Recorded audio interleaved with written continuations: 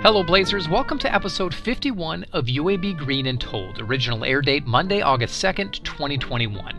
Through this podcast, we are able to share stories from members of the UAB community. Take a listen back to all of our episodes on Spotify and the Apple Podcast app. While there, leave a written review so we can reach more alumni.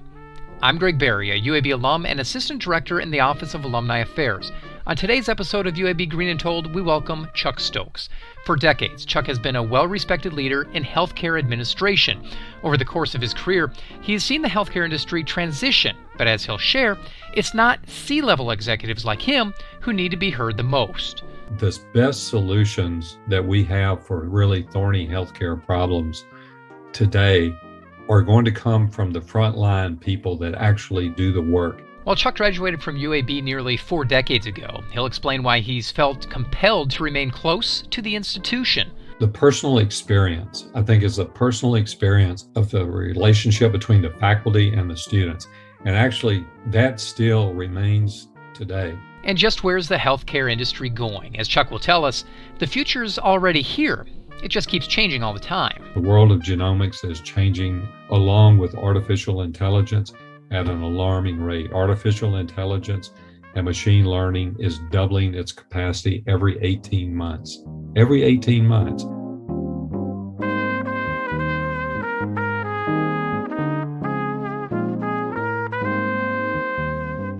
Yazoo City is the gateway to the Mississippi Delta. When you come down the Broadway Hill on the south edge of town, Mississippi becomes flat for hundreds of miles. That's where Chuck Stokes grew up.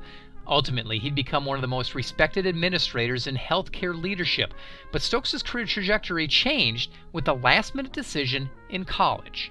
I was at Mississippi State, and I was thinking of, finishing in a double major of engineering psychology, and so I made a career change really at my senior year in college, and I went back to Yazoo City and talked to my primary care physician.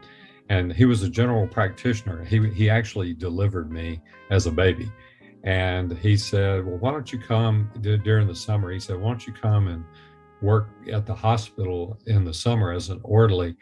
And you can come into surgery with me and I'll show you. You can watch this lady named Geneva Pearson, was a CRNA in Yazoo City. Dr. Moorhead was the general practitioner. He taught me how to scrub and pass instruments. And he said, now, when you get to nursing school, he said, if you want to go to nursing school at University of Mississippi, he said, you can work in surgery there as a scrub tech, and you can watch what CRNAs and anesthesiologists do.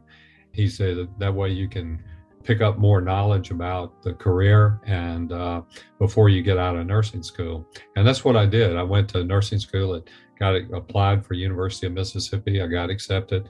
And I worked my way through nursing school as a scrub tech in the OR at University of Mississippi. And then in 1977, when I graduated, you had to spend 3 years as an ICU nurse before they would let you apply for CRNA school to become a certified registered nurse anesthetist.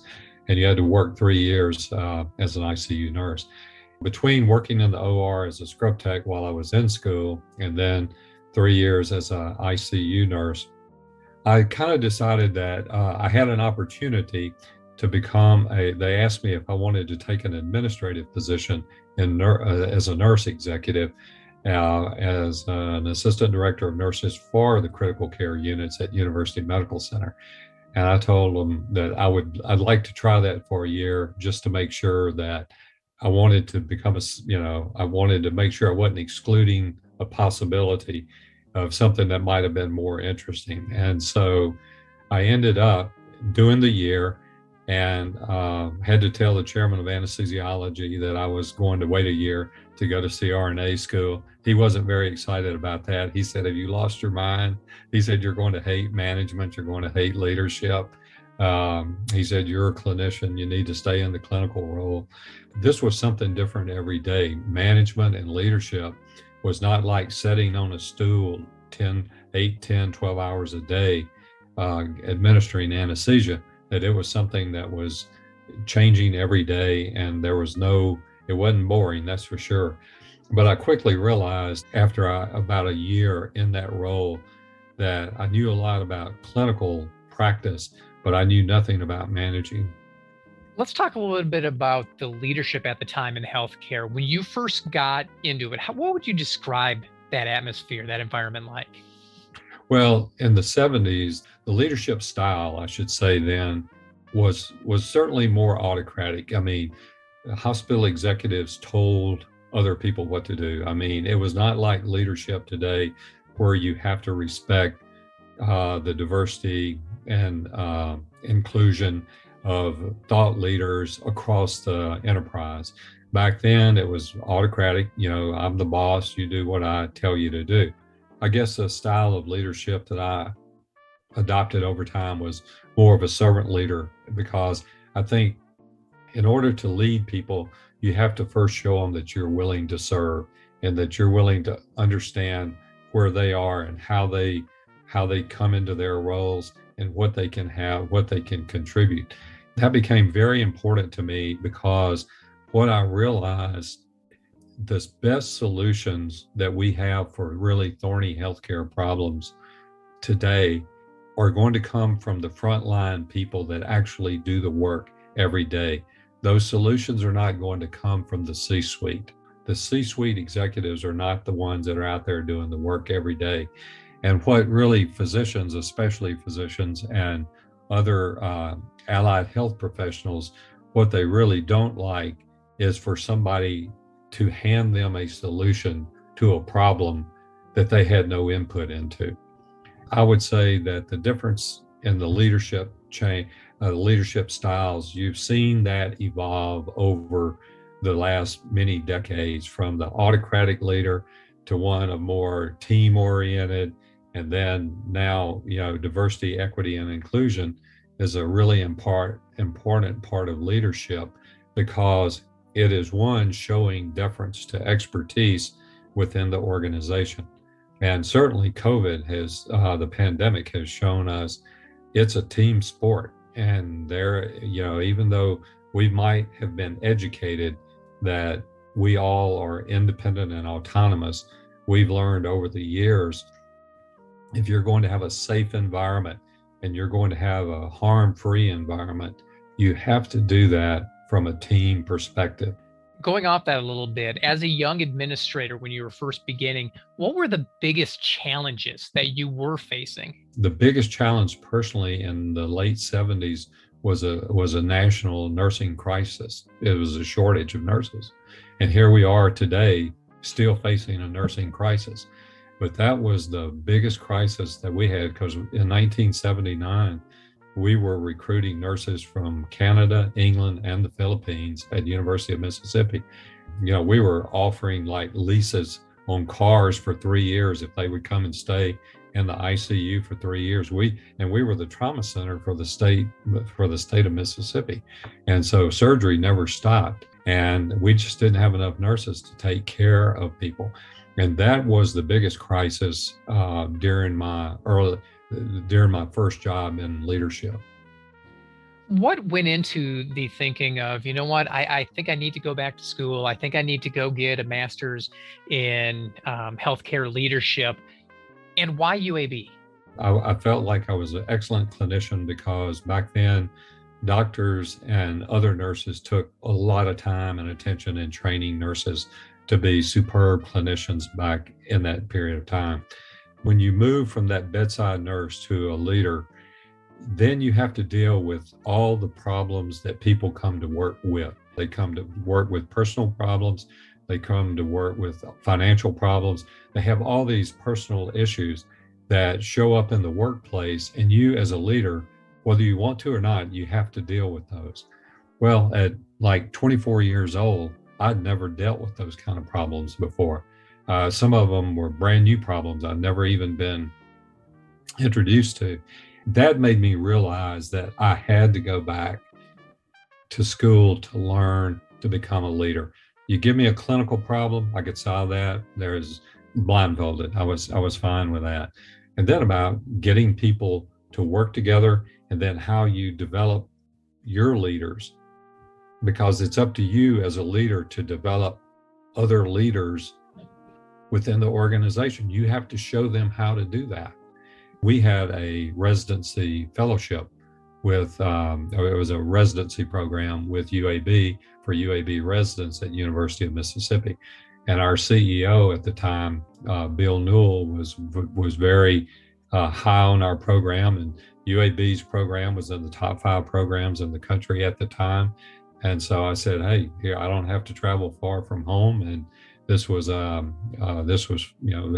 was familiar territory. I was born and raised in the South. And so he ended up introducing me to Dr. Dick Thompson, who was the chair of the program at the time. I came over for an interview and interviewed and got accepted into the program. And so never looked back.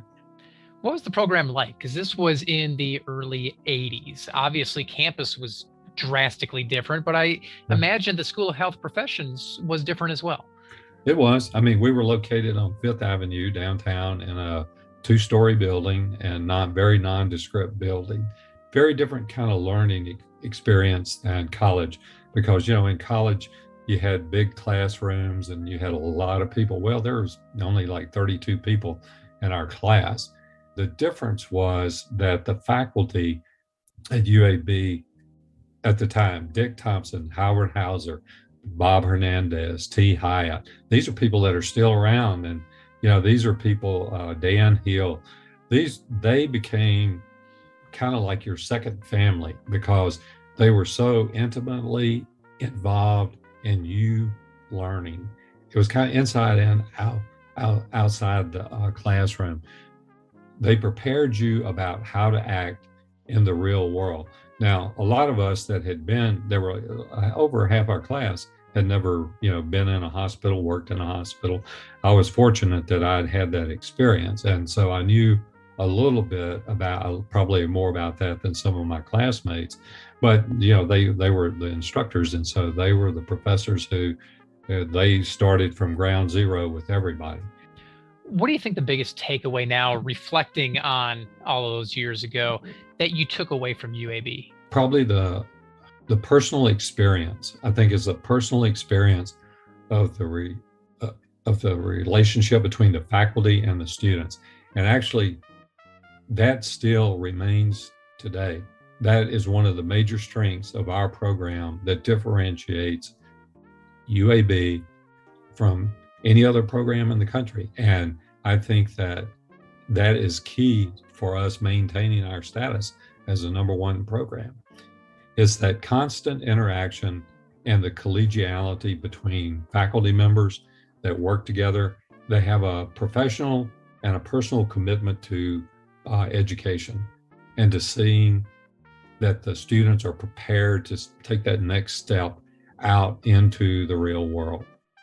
They don't want to send them out there ill prepared and then get feedback from somebody like me in the field saying, who are you sending us today? I mean, these people, they don't have skills, they don't have this. I've been taking UAB residents for, at least 20 years. I mean, a long time. Everybody is a little rough around the edges, but I'm talking about people that are just totally ill prepared. And UAB, the faculty just, they pride themselves on that. You mentioned that the program was in the top 5 in the nation when you were part of it back in 1983. How do you think the university and the program has sustained that through the decades? Yeah, that's a good question. I think a lot of it has been sustained by alumni who are committed to the program.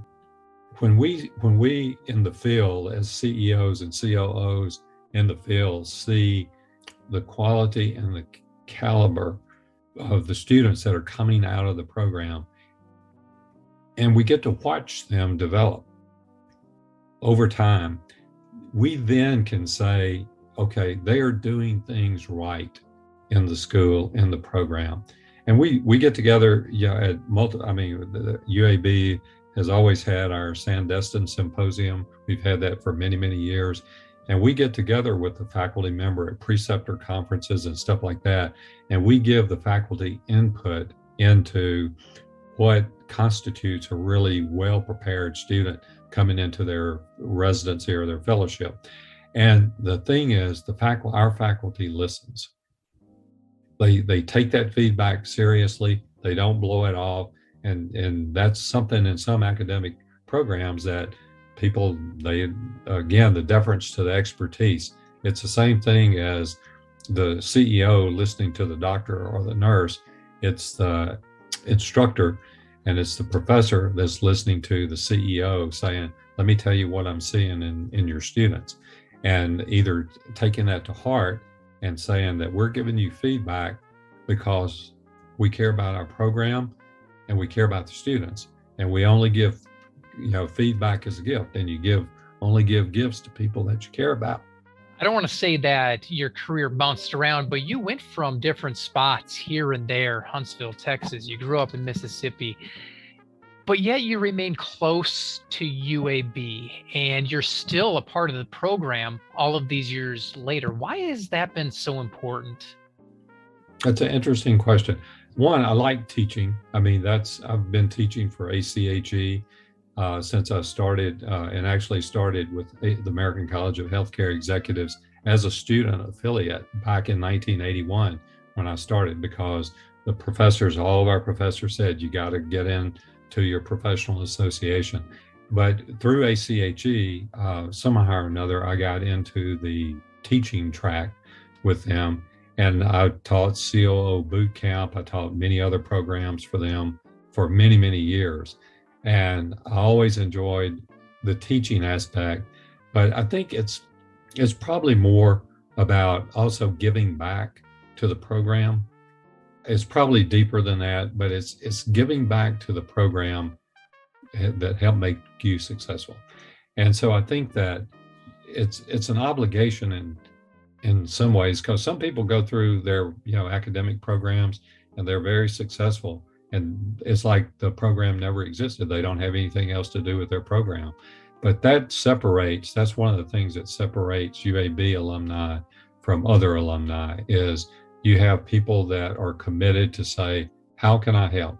I can help if I can teach, if I can mentor, if I can financially support scholarship programs, if I can give you something back that you helped me create, that you set me on the course or the path to create.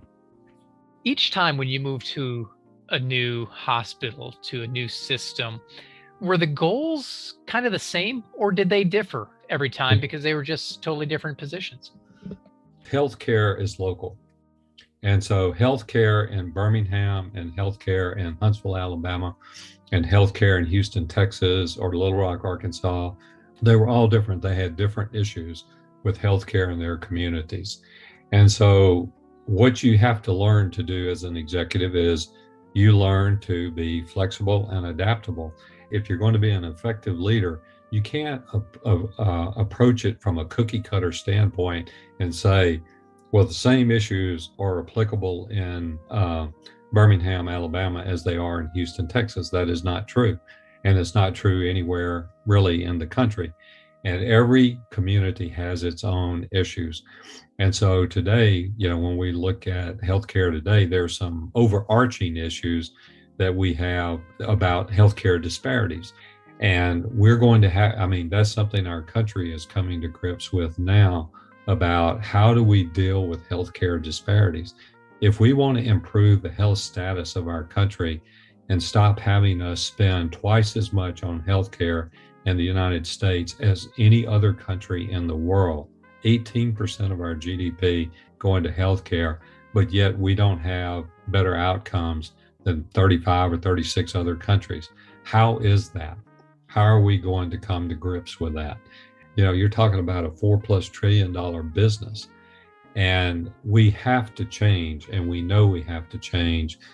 There's never been transformational change in healthcare. It's always been kind of the incremental tinkering.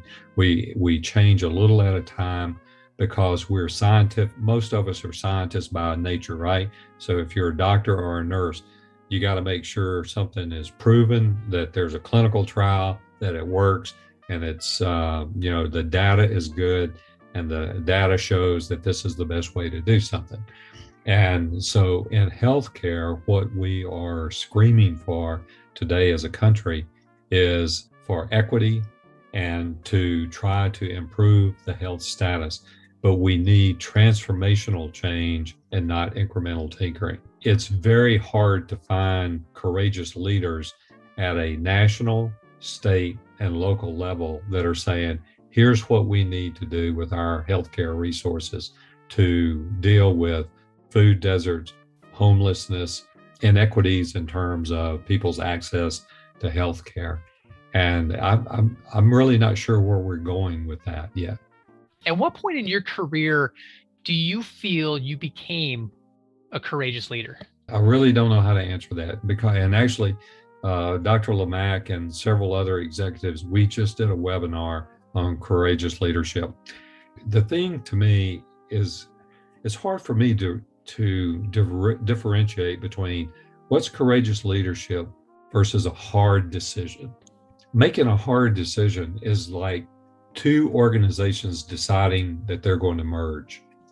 And that, to me, that's a hard decision. But to somebody else, that could have been a courageous decision because of the implications for a merger. An example of a courageous decision for me would be a CEO that would go into their board and say, we need to take half of our operating margin and spend it on healthcare disparities in our community. And this is what I'm telling you as a leader, I'm willing to support as a leader. And that's the only thing I'm going to do. And because I think that's the right thing to do. And if you as a governance can't support that, I'm probably not the right person for this role. That would be an example of a courageous leader that would put their position on the line to say, I feel so strongly about this. And I want you as an organization to know, I truly believe this is our role in this community, is to get rid of homelessness, get rid of food deserts. How do we, make healthcare accessible to people, et cetera? I think having to make decisions, which I made throughout my 40 years of downsizing, right-sizing organizations, making tough leadership changes, taking organizations on different trajectories, those are just hard decisions. I don't know that those are really courageous. Courageous decisions are another rung above those. And that's where I think we are in healthcare today. I mean, you've got people in Washington that cannot agree, that run our country, that cannot agree that healthcare is a right. Okay, there is a disagreement about that. It's going to take courageous leadership for people to come and say, healthcare is a right, or no, it's a privilege. One or the two. But either one of those is going to take courageous leadership. Because it's putting yourself out there, courageous leadership can be adapted into other avenues as well. It's not just healthcare. It goes all over business. That's true. Absolutely. I mean, any business that is taking a different trajectory than its like core mission. If you go back to any healthcare organization, I mean, there's always something in there about improving the health status of the community, about taking care of the poor and underserved, et cetera. I mean, that is just kind of like standard stuff in mission, vision, and values. But really, when you get down to analyzing what does your mission, vision, and value statement say, and is there a line of sight between what I am telling our governance they should be doing as a board and the mission, vision, and value? Is there a clear line of sight? Those things get fuzzy from time to time. And because you might have board members that say, well, it's not up to our organization to make the community well. We can only do so much and we feel like we do our fair share. Well, what is your fair share? I mean, that is a very difficult and very ambiguous kind of number out there. The courageous leaders are the ones that say, we have to take a different trajectory of our hospital. What you're going to see in a post-COVID world is, I think you're going to see the acceleration of mergers and acquisitions. I think you might see organizations step up again and say, from a scope and scale standpoint, we have to have the scope and scale so that when the next pandemic comes, we're going to be financially ready for it. We're going to be, from an infrastructure standpoint, we're going to be ready for it, et cetera. And a merger is the best way for us to go. And I'm not minimizing that. That could be a courageous decision by two organizations that have been like-minded organizations coming together for the benefit of a community. That is a courageous decision. I think we're going to see more of that after the pandemic. Having spent 40 years in healthcare as administrator, where do you see the industry going in the next 10, 15, 20 years? Well, I think that there's a lot of things that are going to change the industry that we have to pay attention to right now. And so one we dealt with earlier was workforce shortages. Prior to the pandemic, we had a shortage of nurses, pharmacists, other allied health professionals, and we had a shortage of physicians. And the issue is that with all of us baby boomers turning at 65 at 10,000 a day, we're getting ready to consume more healthcare resources than we've ever consumed in the history of our country. There's nothing that interrupts the trajectory of that course, except baby boomers are living longer now because of technology. And so if you know that, and there was a shortage before, how are we going to deal with workforce shortages going forward? And that means we're going to have to train people not at the top of to practice at the top of their license. Their license are going to have to be redefined. And it's like the advanced nurse practitioner doing 70% of what a doctor does, and the doctor actually elevating, maybe a primary care physician starting to do more procedural type things that a specialist used to do, because technique and technology has made it safe. And they've shown that they can demonstrate that they can improve health status, less cost, more efficient if they can do those procedures. And the same for the nurse at the bedside. You're going to have to take the RN at the bedside and you're going to have to elevate their skills. But then you're going to have to take some technical level person that can do 75% of what the nurse at the bedside is doing. I mean, these are the things that we have to start thinking about. So education is one of them. The second thing that we have to anticipate is what is going to happen in the world of genomics, because the world of genomics is changing along with artificial intelligence at an alarming rate. Artificial intelligence and machine learning is doubling its capacity every 18 months. Every 18 months, we're going to be able to precisely say, you have this, and this is the correct treatment of choice and the course of action. And that could be prescribed by a nurse practitioner. It could be prescribed. It's just the automatic thing to do. And that is going to change how medicine is practiced going forward, machine learning and artificial intelligence and genomics. But it's not that they're coming, they're already here. These topics and issues have to be dealt with today.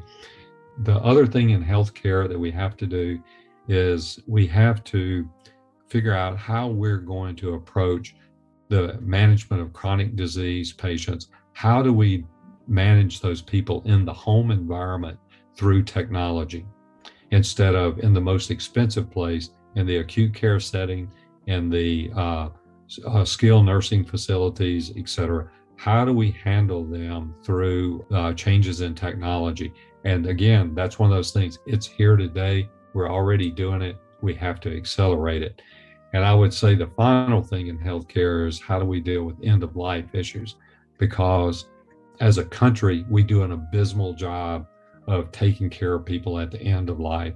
And actually, I think sometimes what we do is we actually harm people. We cause harm to people at the end of life because we have technology to keep people alive for a long time. We can put them on machines, we can give them medications, we have all kinds of treatment things, but that is not synonymous with the quality of life. The goal is not to keep the person alive as long as they can. The goal should be mutually set between the patient, their family members, and the physician to say, what do you want? What do you want at the end of life? We have to come to grips with that in a meaningful way. There's no easy answers for that.